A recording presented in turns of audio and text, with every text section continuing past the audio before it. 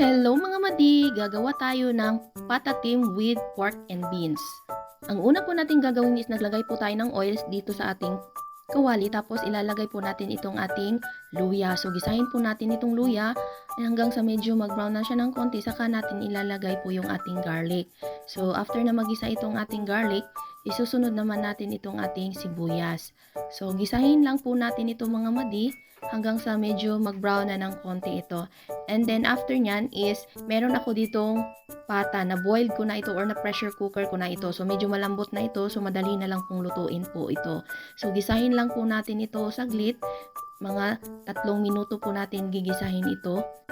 Pagkatapos nito is naglagay ako dito ng oyster sauce.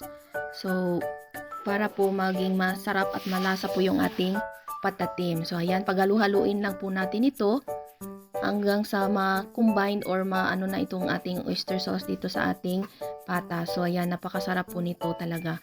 So naglagay ako dito ng soy sauce para po mas lalong sasarap po itong ating patatim. So ayan, paghalu-haluin lang po natin ito and then lalagyan po ito natin ng pamintang durog. So ayan, hahaluin po natin ito.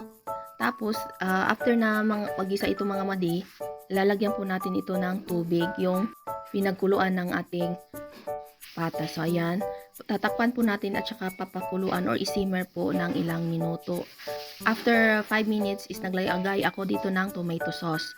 So ayan, para po mas lalong sasarap po itong ating patatim.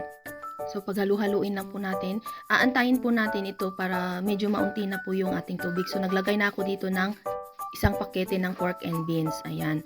So paghalu-haluin po natin, kailangan po talaga ma-reduce po yung ating water dito. So naglagay ako ng konting brown sugar dito.